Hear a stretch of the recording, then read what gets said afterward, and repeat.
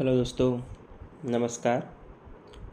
आज तारीख़ है 8 सितंबर 2024 और आप इस चैनल पे पहली बार आए हैं तो रिक्वेस्ट है कि स्टॉक मार्केट डेली न्यूज़ इस चैनल को आप सब्सक्राइब करिए और नोटिफिकेशन को भी ऑन रखिए ताकि रोज़ आने वाली न्यूज़ का वीडियो जो मैं बनाता हूँ आपको मिलता रहे। तो चलिए शुरुआत करते हैं दोस्तों कि कौन कौन सी न्यूज़ मार्केट में चल रही है। तो सबसे पहले बात करेंगे डाउ जोन्स की और नैस्डैक की।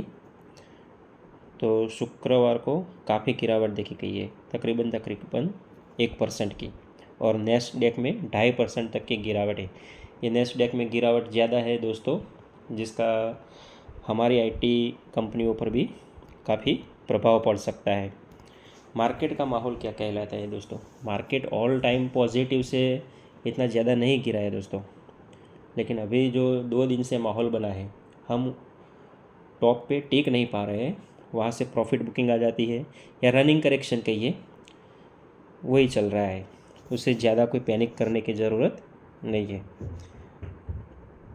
आगे बात करेंगे बजाज हाउसिंग फाइनेंस का जो आईपीओ आ रहा है। तो उसमें टोटल इश्यू साइज़ है 6,560 करोड़ रुपये का, और फ्रेश इश्यू है उसमें से 3,560 करोड़ रुपये का। मतलब ये 3,560 करोड़ कंपनी के पास जाएंगे।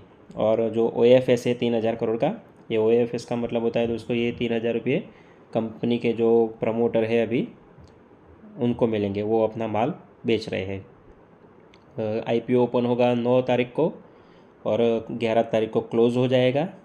प्राइस बैंड है 66 to 70 रुपीज़, और मिनिमम एक लॉट के लिए आप अप्लाई करेंगे तो 14,980 रुपये का एक लॉट है। ज़्यादा से ज़्यादा दोस्तों आप 12 लॉट या 13 लॉट अप्लाई कर सकें 2 लाख के अंदर अंदर। और 2 लाख से ज़्यादा की अमाउंट का अगर आप आईपीओ भरते हैं तो फिर वो रिटेल में नहीं आता है, वो स्मॉल HNI कैटेगरी में चला जाता है। तो दोस्तों आगे बात करेंगे दीप इंडस्ट्रीज़ की।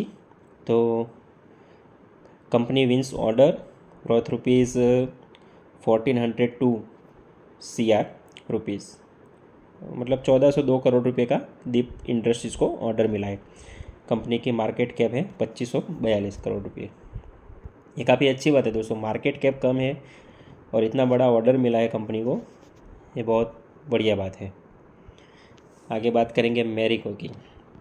तो company to acquire remaining 40% stake in Apcon Naturals for rupees 70 crore. Company ने जो स्टेक खरीदा है 40% रिमेनिंग स्टेक, मतलब आगे हिस्सा लिया हुआ था, जो बाकी बचा हुआ 40% था वो भी कंपनी ने खरीद लिया है। मतलब entity being acquired belongs to beauty and personal care sector. ये कंपनी किस में काम करती है? तो ब्यूटी केयर और पर्सनल केयर सेक्टर के अंदर। आगे बात करेंगे दोस्तों जोमेटो की। तो ये न्यूज़ जोमेटो के लिए नहीं है, लेकिन न्यूज़ है जेप्टो की। तो Zepto picks Goldman Sachs, Morgan Stanley and Axis Capital for 450 million to 500 million dollar IPO. इस जेप्टो दोस्तों आईपीओ ला रहा है 450 से 500 मिलियन डॉलर का। लेकिन क्या है दोस्तों, कोई भी पीयर्स कंपनी अगर अपनी वैल्यूएशन बढ़ा के या मार्केट में आती है तो उसके पीयर्स वाली कंपनी का भी क्या है, रेट में फ्लक्चुएशन रहता है। ये दोस्तों जोमेटो के लिए न्यूज़ थी, जो जेप्टो आईपीओ लेके आ रहा है उसके लिए। आगे बात करेंगे सेमीकंडक्टर के बारे में। तो next big sector after clean energy and AI. दोस्तों अभी क्या है, एआई की बातें सब लोग कर रहे हैं कि एआई का ज़माना है, ये है वो है। दूसरी तरफ बातें चल रही है clean energy, green energy, hydrogen energy की। लेकिन इन सब के बीच में भी एक और सेक्टर है जो काफ़ी अच्छा और मजबूत तरीके से चल रहा है, और वो है सेमीकंडक्टर। क्योंकि सेमीकंडक्टर के बिना आप कोई काम नहीं कर सकते हो। जैसे हम लोग ये मोबाइल, लैपटॉप, कंप्यूटर, जो भी अभी इलेक्ट्रॉनिक्स चीज़ हमें चलानी होती है उसके अंदर सेमीकंडक्टर चिप चाहिए ही चाहिए। ये सेमीकंडक्टर चिप वाला सेक्टर की भी काफ़ी बड़ा सेक्टर है दोस्तों। India expect $30 billion investment in semiconductor over 2 to 4 years, 6% of global investment. Global investment का 6% दोस्तों ये टोटल इन्वेस्टमेंट होता है जो इंडिया 2 से 4 सालों में हासिल कर लेगा। $30 billion इन्वेस्टमेंट करने का प्लान कर रही है government. 60% of the projects have cabinet approval. ज़्यादातर जो अप्रूवल के लिए फ़ाइलें भेजी जाती है कैबिनेट में, उसमें से 60% फाइलों को मंजूरी मिल गई है। और ये सेमीकंडक्टर में दोस्तों बड़े बड़े नाम कौन से हैं, तो टाटा है, अदानी है, वेदांता है, माइक्रोन ग्रुप है। ये सब क्या है, इन्होंने पहले से ही बोल के रखा था कि हम लोग सेमीकंडक्टर में इन्वेस्ट करेंगे, फैक्ट्री डालेंगे। सेमीकंडक्टर की फैक्ट्री डालना दोस्तों आसान नहीं है, इसमें बहुत कैपेक्स की ज़रूरत पड़ती है। मतलब इन्वेस्टमेंट बहुत बड़ा चाहिए तभी ये काम आप कर सकते हो। और ये इतने बड़े ग्रुप है कि, और आप ये जो ग्रुप देख रहे हैं टाटा, अदानी, वेदांता, माइक्रोन, ये काफ़ी बड़े ग्रुप है और इनको क्या है, फंडिंग भी आसानी से मिल जाती है, इसीलिए ये लोग प्लान कर रहे हैं। उसके आगे बात करेंगे दोस्तों, तो सेमीकंडक्टर इन्वेस्टमेंट में इंडिया में कहाँ कहाँ किसने किसने कितना कितना इन्वेस्ट किया है उसके बारे में एक छोटी सी जानकारी दी हुई है। तो टाटा ग्रुप ने गुजरात में 91,500 के करीब इन्वेस्टमेंट किया है। फिर टाटा ग्रुप ने आसाम में ही 27,000 करोड़ के आसपास का इन्वेस्ट किया हुआ है। माइक्रोन ग्रुप ने गुजरात में 22,500 करोड़ के आसपास का इन्वेस्टमेंट किया है। सीजी पावर, इसने भी गुजरात में 7,580 करोड़ के आसपास इन्वेस्टमेंट किया है। केन्स ने गुजरात के अंदर 3,300 करोड़ के रुपये के आजू बाजू का इन्वेस्टमेंट किया हुआ है। ये टावर एंड अदानी, इन्होंने महाराष्ट्र के अंदर 84,000 तकरीबन इतने करोड़ रुपए का इन्वेस्टमेंट करके रखा है। और आरआरपी ने भी महाराष्ट्र में 24,000 करोड़ का इन्वेस्टमेंट किया हुआ है। इसमें कुछ इन्वेस्टमेंट किया हुआ है, कुछ बाकी है, कुछ प्लान चल रहे हैं, ऐसा है। लेकिन ये छोटी सी जानकारी थी दोस्तों कि सेमीकंडक्टर का मार्केट भी दोस्तों छोटा नहीं है, ये भी बहुत बड़ा मार्केट है और इसके रिलेटेड शेयर भी आप ध्यान में रख सकते हैं। दोस्तों जैसे जैसे हम आगे बढ़ेंगे वैसे वैसे मैं आपको हर एक शेयर के बारे में भी जानकारी बताता रहूँगा कि कौन से सेक्टर का किस शेयर को आप ध्यान में रख सकते हो। ये हमारा चैनल अभी नया नया है तो सिर्फ मैं अभी आपको न्यूज़ देने का ही काम कर रहा हूँ। और धीरे धीरे जैसे जैसे हम लोग आगे बढ़ेंगे वैसे वैसे मैं आपको किस सेक्टर का कौन सा शेयर आपको फ़ायदा दे सकता है, कौन से शेयर में इन्वेस्ट करना चाहिए नहीं करना चाहिए, उसकी जानकारी मैं दूंगा। ये हालांकि ये इन्वेस्ट करना ना करना आपके ऊपर डिपेंड है, मेरा कोई रिकमेंडेशन नहीं रहेगा इसके अंदर, लेकिन एक जानकारी के लिए आपको सिर्फ शेयर के नाम बताता रहूँगा। बाकी जो भी आपको इन्वेस्टमेंट करना है अपने पर्सनल फाइनेंशियल एडवाइज़र की सलाह लेके ही करें, दूसरों के कहने पे बिल्कुल भी ना करें। आगे बात करेंगे Nippon Life India Asset Management की। तो company received a show cause notice from SEBI on September 6, 2024 for alleged non compliances with SEBI regulations related to investment in AT1 bond of Yes Bank by Reliance Mutual Fund between 2016 to 2020।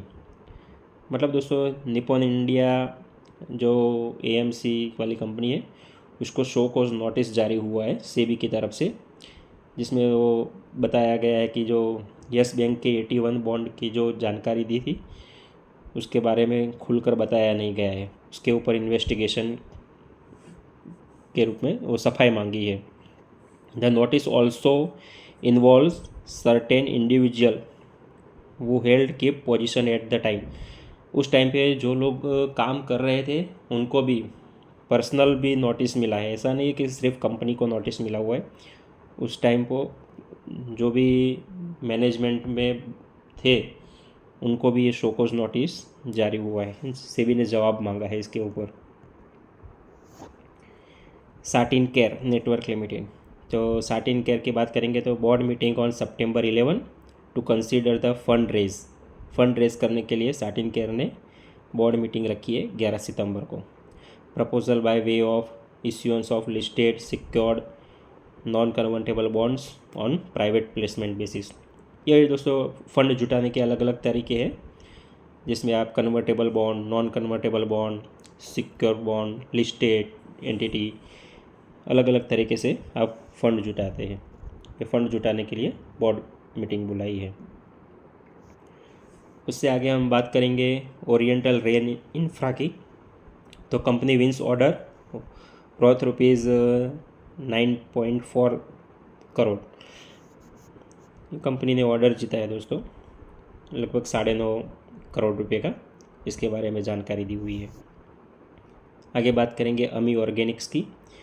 तो Ami organics company inform that PMDA Japan has issued inspection result report declaring the Sachin facility as a good manufacturing practices compliant. मतलब ये जो Japan की team आई थी inspection करने, उन्होंने clean chit दी हुई है, मतलब अमी ऑर्गेनिक को, कि काफ़ी अच्छी तरह मेंटेन किया हुआ है मैन्युफैक्चरिंग प्लांट।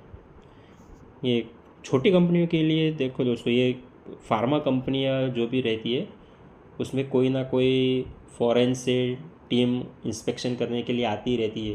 ये जापान से आते हैं, कभी UK से आते हैं, US से आते हैं।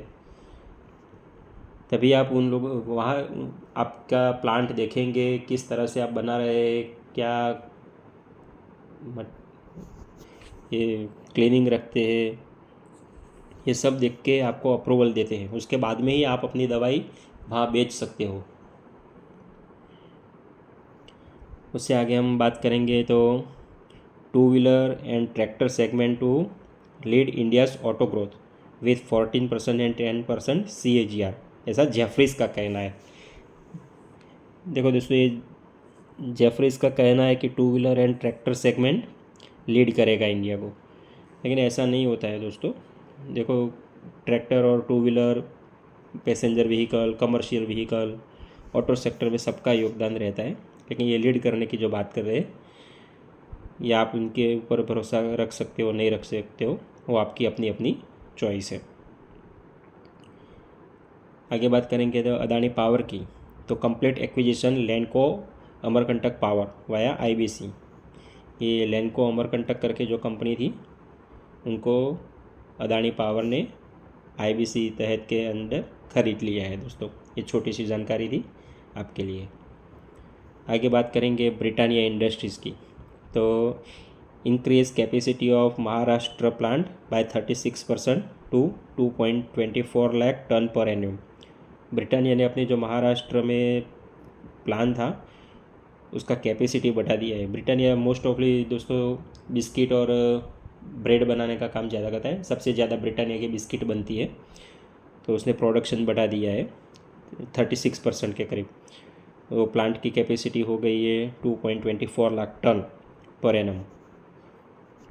Total investment outlay of 300 crore rupees, 300 crore रुपये इन्वेस्ट किए है वो कैपेसिटी बढ़ाने के लिए। आगे बात करेंगे ग्रैन्यूल्स इंडिया की। तो Gagillapur facility complete its US FDA inspection with 6 observation. US FDA ने जो ऑब्जर्वेशन किया है, उसकी फैसिलिटी का जो इंस्पेक्शन किया था, उसमें उसको 6 ऑब्जर्वेशन मिले हैं। ऐसा तो देखो दोस्तों, हर कोई फार्मा कंपनी में ऑब्जर्वेशन मिलता है, फिर उसको नोटिस भेजते हैं, ये होता है वो होता है। ऐसे कोई फार्मा कंपनी ख़त्म नहीं हो जाती है दोस्तों। मतलब ऑब्जर्वेशन मिलना कोई बड़ी बात नहीं है। एक ऑब्जर्वेशन अच्छा भी हो सकता है, बुरा भी हो सकता है, वो लोग क्लैरिफिकेशन मांगते हैं सिर्फ। आगे बात करेंगे SML ईसुजू की। तो company has decided to increase the price of its buses in the range of 1% to 1.5% effective 1 October 2024। SML Isuzu अपनी बसेस के रेट बढ़ा रहा है।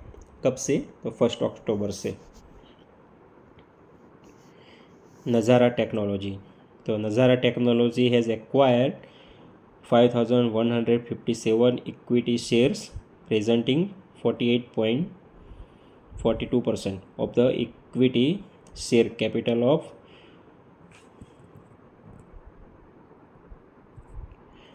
Paper Boat apps for 3 billion rupees. तो जो पेपर बोट एप्स वाली जो कंपनी है उसके शेयर खरीद लिए है नज़ारा टेक्नोलॉजीज़ ने। Company says Paper Boat apps has now become a wholly owned subsidiary of the company. अभी क्या है, ये Paper Boat wholly owned subsidiary बन गई है नज़ारा टेक की। सब्सिडरीज और होल्ली ओनर सब्सिडरीज, उसमें क्या डिफरेंट होता है दोस्तों? होल्ली ओन सब्सिडरी का मतलब ये कंपनी अभी पूरी तरह नज़ारा टेक्नोलॉजी के अंडर आ गई है। और सब्सिडरी कंपनी में क्या होता है, कुछ कुछ पार्ट्स जो कंपनी रहती है सब्सिडरी वाली उसके प्रमोटर के पास में हिस्सा होता है।